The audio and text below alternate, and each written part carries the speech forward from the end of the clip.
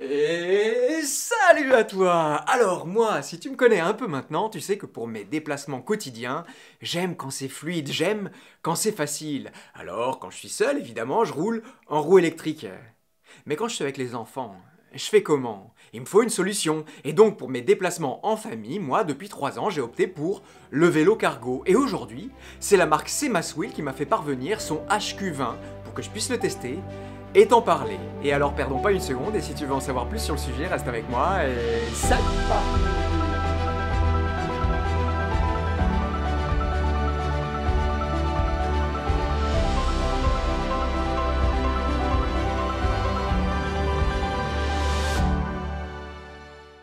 Alors des vélos à assistance électrique de type cargo, il y en a plusieurs. Il y a les biporteurs, les triporteurs et les longtail. Mais ici, le HQ20, c'est un cargo de type longtail, mais petit modèle qu'on appellera donc, dans le jargon, un vélo mid-tail. Oui, l'assise pour les passagers, la dimension des roues, la sensation de conduite, tout dans ce vélo nous donne une sensation d'avoir un cargo, mais aux mensurations raisonnables. Et pour ce qui est maintenant des spécifications techniques de la bête, on a une batterie de 960 Wh à 48 volts, des roues de 20 pouces par 2,4 de large avec des pneus hybrides passe-partout. On a un dérailleur Shimano tourné 6 vitesses, une fourche de suspension à l'avant, des freins à disque hydraulique à 2 pistons, des disques de frein de 180 mm, un porte-bagages allongé pouvant accueillir un adulte ou 2 enfants. On a une charge maximum de 150 kg, tout compris, et le poids du vélo fait, lui, 33 kg. Et une puissance de moteur de, attention, 500 watts en nominal et 900 watts en pic. Et oui, je te dis attention, et je gardais la puissance du moteur pour la fin parce que il faut qu'on en reparle. En France, c'est la loi, un vélo à assistance électrique doit avoir une puissance moteur nominale maximum de 250 watts. Et donc, aïe! À peine commencé, on a certes plein de super options, mais déjà une épine dans le pied. Mais bon, puisque j'ai le vélo là, juste à côté pour le tester, je te propose qu'on aille le regarder de plus près.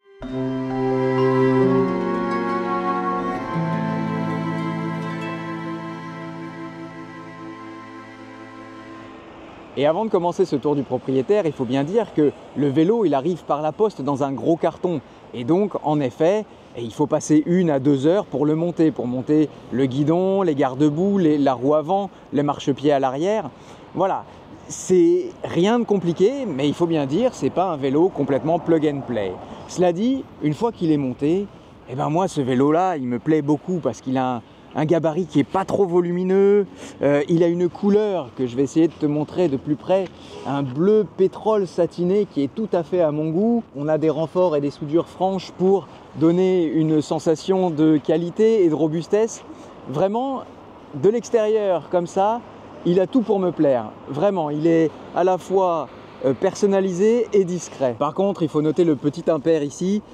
Quand il est livré, il y a une espèce de film protecteur sur le logo de la marque. Et quand j'ai enlevé le film protecteur des deux côtés, et tout le logo, enfin non, justement pas tout, mais partie du logo s'est fait retirer. On notera aussi qu'on a une forme en colle de cygne. Hop, c'est beaucoup plus facile pour monter sur le vélo et pour en descendre, surtout pour les petits gabarits comme moi.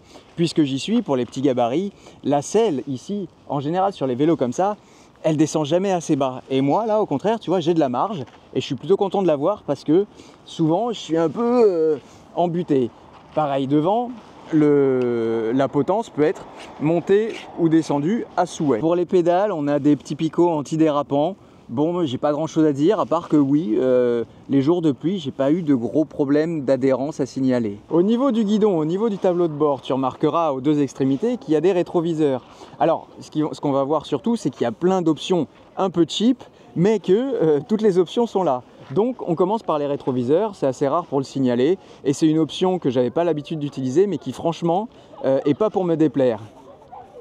Ensuite, on a des commodos ici pour le phare. C'est des boutons, tu vois, cliquables, et ça me plaît beaucoup. Ce qui me plaît moins, c'est que quand je mets mon clignotant, eh ben, j'ai aucun retour sur le commodo principal. Pareil pour le phare. Donc, heureusement, tu vois, il y a une position, mais voilà, il faut y aller au toucher et savoir si le clignotant est enclenché, si on a oublié de l'enlever, tout ça, tout ça. Ici, je te parlais d'accessoires un peu cheap, ils nous ont livré un support de téléphone qui... qui s'adaptera à ton téléphone, Mais voilà, c'est du plastique un peu cassant. Et je ne sais pas à quel point, sur les pavés parisiens, ton téléphone sera bien sécurisé ou pas. Maintenant, pour le Komodo principal, rien de folichon. Je t'ai dit que je regrettais qu'il n'y ait pas de retour avec le clignotant et le phare. Et après, ce que je regretterais par-dessus tout, c'est la non-précision de l'indicateur de batterie. Mais sinon, on a la vitesse, on a l'odomètre, on a le mode dans lequel on est. Voilà, rien de transcendant à ce niveau-là. Mais voilà, au moins, je ne sais pas si tu verras, mais on le voit même quand on est à contre-jour, on le voit même quand on est en plein soleil. Et ça, c'est plutôt sympa. De l'autre côté, à la main droite, on a la sonnette, on a la manette de vitesse. Et puis une option qui moi me plaît beaucoup mais qui est à la limite de la légalité, c'est cette poignée là d'accélération. Alors attention, en France on a le droit d'avoir ce qu'on appelle une assistance à la marche, c'est-à-dire une petite aide comme ça avec la poignée, mais qui doit être limitée à 6 km/h. Cette assistance à la marche, on pourrait aussi l'appeler une assistance au démarrage. Encore une fois, pas plus loin que 6 km/h. Et franchement, moi, cette poignée-là, je me dis qu'elle devrait être généralisée. Quand je teste des vélos où il n'y a pas ça, eh ben, je me sens vachement moins en sécurité. Quand je dois être au départ arrêté, entre les voitures, tout ça, c'est une option qui, moi, me paraît presque essentielle pour notre sécurité. Alors, évidemment, on n'en est pas à faire en sorte qu'on puisse aller rouler vite avec cette poignée, mais je pense que si, dans les années à venir, il y avait à se pencher là-dessus, d'autant que c'est autorisé maintenant pour les draisiennes d'avoir des poignées comme ça qui mènent jusqu'à 25 km/h. Donc je pense qu'on pourrait avoir un peu le meilleur des deux mondes pour ce genre de vélo. Attention, la poignée avec l'accélérateur, c'est une option qui est livrée dans un carton séparé. Libre à toi de la mettre ou de la retirer. Alors oui, comme je te disais, tu vois, tout ça n'est pas très sophistiqué et puis le tout n'est pas très bien intégré, de façon très design dans le guidon. Tout ça n'est qu'une accumulation de pièces détachées bon marché, mais au final, pour le prix auquel le vélo est proposé, peut-être qu'on sera content quand même d'avoir un guidon toute option. Au niveau du phare avant, c'est très léger, mais ça fait le job quand tu seras en ville et que tu voudras te déplacer et qu'il fera nuit. Pour le phare arrière, moi je le trouve plutôt joli, plutôt design, plutôt bien intégré. Je regretterais juste qu'il soit justement un petit peu enterré, tu vois, assez vite il va être caché par la calandre. Moi je l'aurais mis vraiment à l'aplomb et ça aurait été parfait. A noter qu'il intègre un feu de frein et des clignotants à droite à gauche dont on va reparler. Ah, on a des invités surprises, on va peut-être changer d'endroit pour faire la suite de la visite. Voilà, on sera peut-être plus au calme ici, c'est le bonheur sur scène. Et donc je te parlais du modèle du phare arrière qui intègre en plus un clignotant qui pour une fois, c'est pas toujours bien réussi, qui pour une fois est bien intégré. Encore une fois, moi ce que je regrette, c'est que je comprends pas pourquoi ils l'ont pas décalé. Tu vois, au lieu de le mettre ici, il fallait le mettre là et puis on n'en parlait plus. Parce que là, je trouve que assez vite, on perd, tu vois, le clignotant, assez vite, et ben on le voit plus, quoi. Pour ce qui est de la charge, on a accès à la trappe ici, avec un détrompeur qui fait franchement bien son boulot et qu'on peut presque brancher les yeux fermés. Si par contre, on habite en étage et qu'on veut laisser le vélo dans le local à vélo, on peut, à l'aide de la clé, hop, il y a un bouton en dessous, sur lequel on va appuyer et tout le bloc va pouvoir être retiré.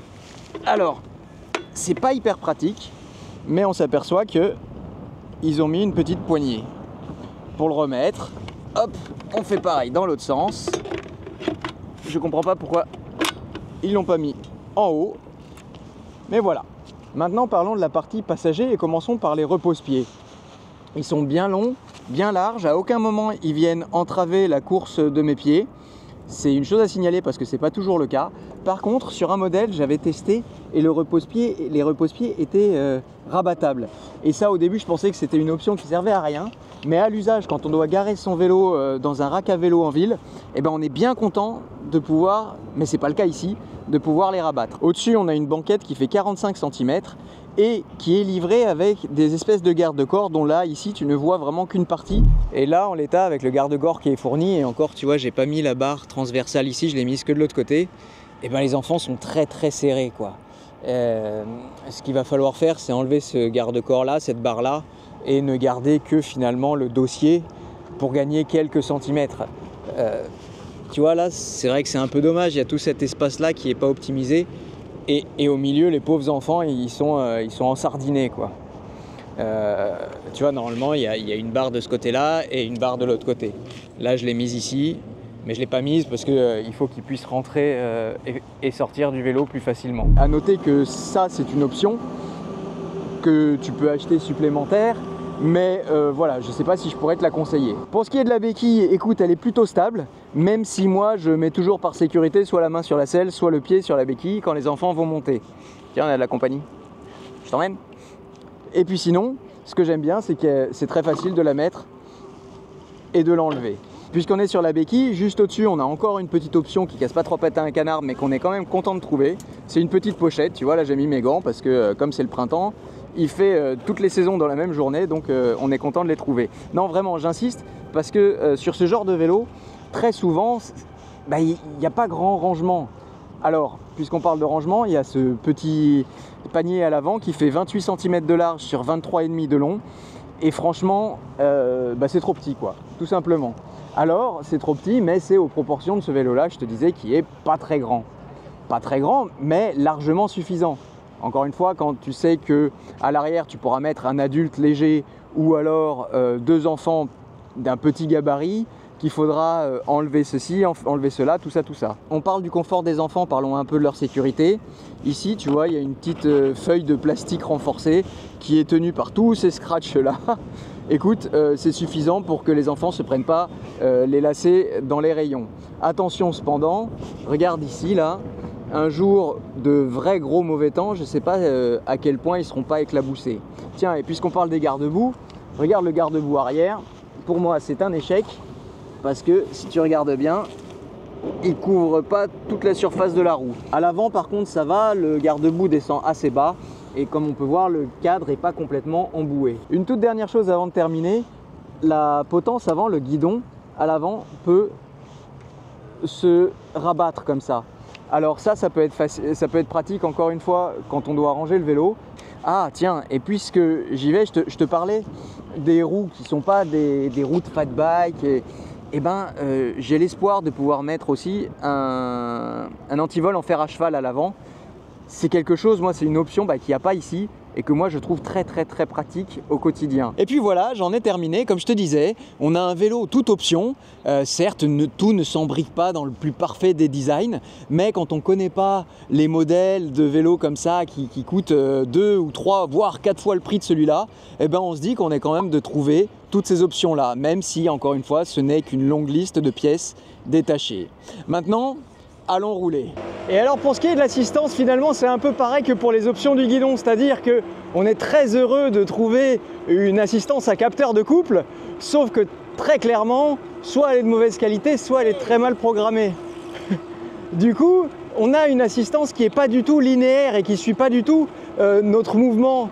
On a finalement une assistance à capteur de couple qui se comporte presque, je dis vraiment presque, comme une assistance à capteur de rotation, c'est-à-dire que quand on déclenche un palier, on a l'impression vraiment que ça se passe par palier de couple. Imaginons qu'avec mes cuisses, là je donne entre 30 et 50 Nm de couple, alors l'assistance va s'enclencher jusqu'au palier d'après. Et si jamais je veux enclencher le palier d'après, il faut que j'appuie plus fort, mais il n'y aura pas d'ajustement plus précis. Tu vois, il ne va pas me suivre à 30, 31, 32, 33, jusqu'à 50 Nm de couple, non. Il va me mettre tout ce qu'il a dans le ventre pour ce palier-là, comme il a été programmé pour ce palier-là. Pareil pour le palier d'après. Du coup, on arrive très vite en haut du palier, et si on ne veut pas dépasser le palier d'après, on se retrouve dans une zone où une zone où il ne sait plus sur quel pied danser, pour te dire la vérité. Donc on a un espèce d'effet ressort où quand tu roules, voilà, là si j'avance, voilà, là je me retrouve dans une espèce de zone un peu bizarre où, tu vois, je roule à 25, donc j'ai pas besoin d'aller plus vite, mais lui il a déjà donné tout ce qu'il avait à donner. Du coup je vais arrêter de pédaler, puis je vais recommencer, et lui il va m'assister et tout ça. Donc ça donne un truc. Alors il y a un truc, c'est que je me retrouve un peu à tailler un short à ce vélo-là en disant que toutes les options qu'il propose sont maîtrisées à moitié. C'est vrai, mais il faut quand même signaler qu'on est super content d'avoir une proposition à 1 300 € pour avoir un vélo cargo qui permet d'amener les enfants aux activités, à l'école le matin. c'est moi une proposition que je ne connaissais pas sur le marché.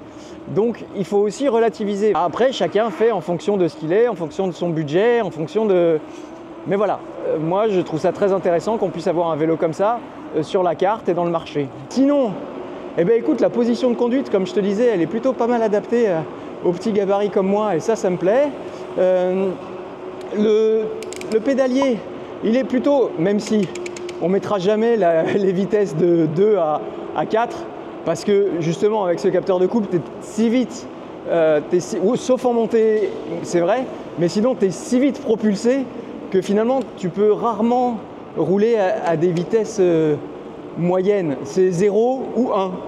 Et là tu vois, là je roule à 25, et si je m'arrête, je te fais un exemple, il n'y a personne derrière, je m'arrête, et là je pars, tu vois, même en 5e vitesse, hop, regarde la vitesse à laquelle je suis à 25 km/h.